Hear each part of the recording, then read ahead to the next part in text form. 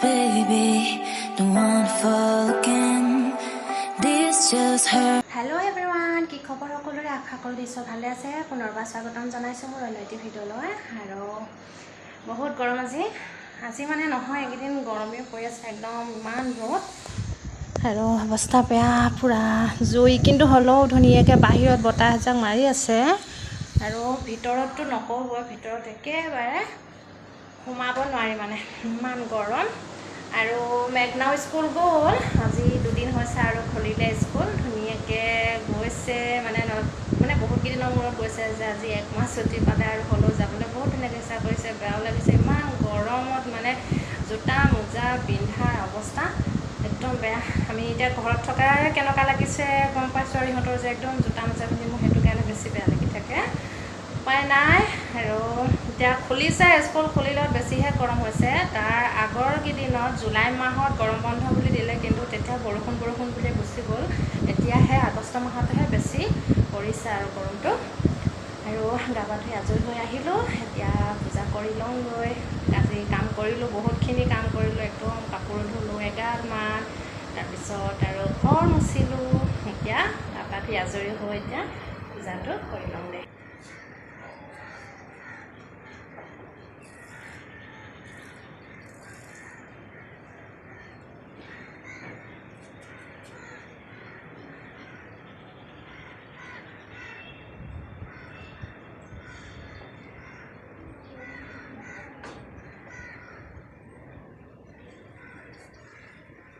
মকৰ সুধাৰি বজ্ৰ ৰঘুকৰ বিমৰ্যস জয় তাইকো ফল চাৰি গোটে তনু জানিকে সুমিৰ পৱন কুমাৰ বল গোটে বিদ্যাতে হুমহি হৰ হো কলে সুবিকাৰ জয় হনুমান জ্ঞান গুণী সাগৰ জয় কপিস্তি হুলো পূজাগৰ ৰাম ধৌ ততুলিত বল ধামা অঞ্জলি পুত্ৰ পৱন চোতে নামা মহাবীৰ বিক্ৰম ৰজংগী কুমতি নিবাৰ কে সুমতি কে সংগী চংগী কাঞ্চন বৰণ বিৰা শুভেচ্ছা কাঞ্চন কুণ্ড হাই ফ্ৰেণ্ডছ লগ পাইছোঁ বহুত দেৰি পাছত 12টা বাজিবলৈ হ'ল একেবাৰে ৰাতিপুৱাই খাই পৰি আজৰি হৈও এতিয়া দুপৰীয়া বনাবলৈ হ'ল গৰমত মানে একদম অৱস্থা বেয়া হৈ গৈছে একদম মন নগ'ল আৰু ভিডিঅ' কৰিবলৈতো আৰু এতিয়া দুপৰীয়া একেবাৰে বনাওঁ খানা বনাবলৈ লৈছোঁ আৰু মেঘনাও আহি পাব আৰু 1টা বজাতে ছুটি হ'ব আৰু আজি আপোনালোকৰ লগত এটা মই ৰেচিপি শ্বেয়াৰ কৰিম ভাবিলোঁ আৰু খোৱাও হ'ব ধুনীয়াকৈ আৰু এটা ৰেচিপিও হৈ যাব ভাবিলোঁ আপোনালোকৰ লগতো শ্বেয়াৰ কৰোঁ আৰু মই বনাম এটা কলডিলৰ ৰেচিপি আপোনালোকৰ লগত শ্বেয়াৰ কৰিম আৰু আমি মেঘনাই মই খাম কিন্তু মানুহজনে নাখায় কলডিল চাওক ইমান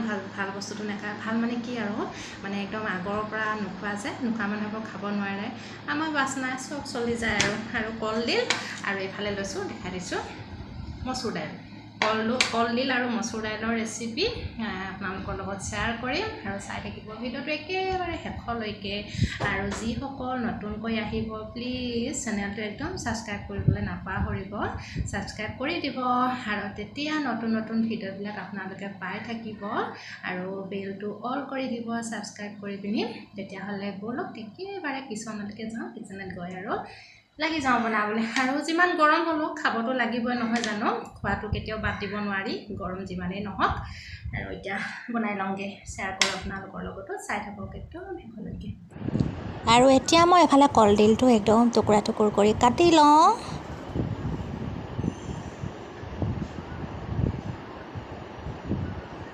মই মানে ফুলে চুলে দি দিম কাৰণ মই ফুলখিনি আৰু ওপৰৰ যিখিনি বাকলি সেইখিনিলৈকে বনাই দিম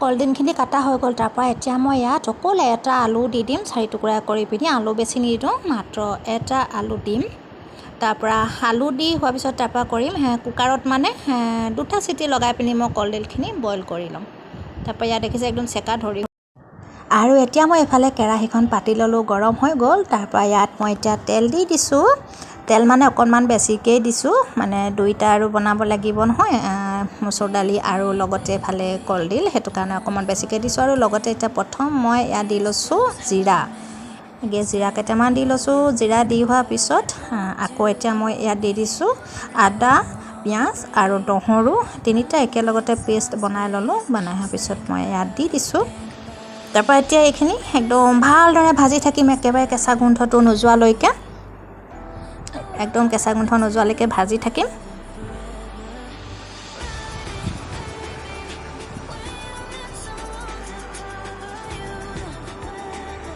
আৰু ইয়াত এতিয়া মই একেলগতে হালধি, অলপ ৰেড চিলি একেলগতে দিয়ে দিম, মানে মছলাখিনিৰ লগতে ভাজ খাই গ'লে মানে ভাল। হালধি দিছোঁ, এফালে ৰেড চিলি দিছোঁ আৰু লগতে অকণমান ধনিয়া গুড়ি দি দিছোঁ, গুড়ি ধনিয়াটো দি পিনি অকণমান এনেকৈ ভাজি দিছোঁ। ভাজি দিয়াৰ পিছতো আৰু অলপ সময় থ'ম। এতিয়া এয়া ভাজি কৰি মোৰ হৈ গ'ল। হৈ যোৱাৰ পিছত এতিয়া বহুত ধুনীয়াকৈ মিক্স হৈ গ'ল তেলৰ লগত গোটেই মছলাখিনি। এতিয়া সেই মছলাখিনি মিক্স হৈ যোৱাৰ পিছত মই ইয়াত দি দিছোঁ মচুৰ দালিখিনি আগত দি দিছোঁ। এতিয়া দালিখিনিও ভালদৰে ভাজি ল'ম যাতে গোটেই মছলাখিনি মিশ্ৰণ হৈ যায় দালিখিনিৰ লগত।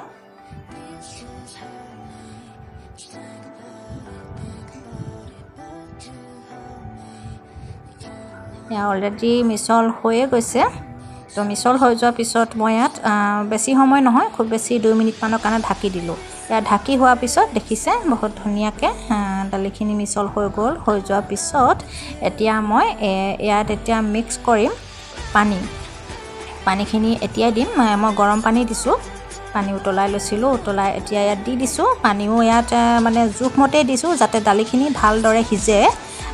কলডিলখিনিতো অলৰেডি মই বইল কৰিয়ে লৈছোঁ, আলু আৰু কলডিল। এতিয়া বিশেষকৈ বেছিকৈ দালিখিনি সিজাব লাগে। এতিয়া ইয়াত একেলগতে নিমখ দি দিছোঁ, নিমখ এতিয়াই দি দিছোঁ, পিছত কলডিল দিয়াৰ পিছত নহয় আৰু জোখমতে দি দিছোঁ যাতে দুইটালে হৈ যায় কলডিলখিনি আৰু দালিখিনিলৈ। এতিয়া ইয়াত পানীও জোখমতে দি দিলোঁ দালিখিনি সিজালৈকে। এতিয়া মই ঢাকি থৈ দিম। এতিয়া চব দালিখিনি ধুনীয়াকৈ সিজি গ'ল, এয়া পূৰা ধুনীয়াকৈ সিজি গ'ল। আৰু এতিয়া ইয়াত মই মিক্স কৰি দিম কলডিলখিনি আৰু দালিখিনি। অকণমান পানী থাকিবলৈ দিছোঁ কাৰণ কলডিলখিনিও মিক্স কৰিম যে, কলডিলখিনি ইয়াত দি দিলোঁ। কলডিলখিনি মিক্স কৰাৰ পাছতো মানে ধুনীয়াকৈ মিহলি কৰি দিম আৰু তাৰপিছতো অলপ সিজাম। এনেও বইল কৰি থোৱা আছে, অলপ সিজিয়া আছে, হ'লেও ভালদৰে মিক্স হ'ব লাগিব দালিখিনিৰ লগত। আৰু এয়া আলু দি দিলোঁ, লগতে আলু দি দিছোঁ এটা বইল কৰি আৰু একেলগতে কলডিলৰ লগত। এতিয়া মিক্স কৰি দিলোঁ। কৰি দিয়াৰ পিছত এতিয়া মই ঢাকন লগাই দিম। ঢাকন লগাই পিনি মই বৰ্তমান 10 মিনিটমানৰ কাৰণে থ'ম। এয়া 10 মিনিট হৈ গ'ল। হৈ যোৱাৰ পিছত দেখিছে বহুত ধুনীয়াকৈ সিজি গ'ল। এতিয়া আৰু মানে কলডিলখিনিও লগতে আৰু অলপ সিজিলে আৰু মিক্সল হৈ গ'ল আৰু গোটেইখিনি দালিখিনিও লগতে আৰু অলপ সিজিলে। এতিয়া দুইটা এতিয়া মই অকণমান কৰি দিছোঁ, এইটো আলু এটুকুৰামান এনেকৈ ভাঙি দিছোঁ। ভাঙি দিলে মানে অকণমান ভালো লাগে, গোটেইকেইটুকুৰা নাভাঙোঁ। আৰু মই ইয়াত অকণমান জুলীয়া টাইপতে থৈছোঁ কাৰণ ঠাণ্ডা হোৱাৰ পিছত এনেও অলপ ডাঠ হৈ যাব। আৰু লগতে মই ইয়াত মছলা দি দিছোঁ, চব্জি মছলাটো অলপ দিছোঁ একেবাৰে শেষত। আৰু অকণমান জুলীয়াকৈ থৈ দিছোঁ এইটো কাৰণে ঠাণ্ডা হোৱাৰ পিছত আৰু এনেও অকণমান ডাঠ হৈ যাব যে। এতিয়া ধুনীয়াকৈ হৈ আহিলে।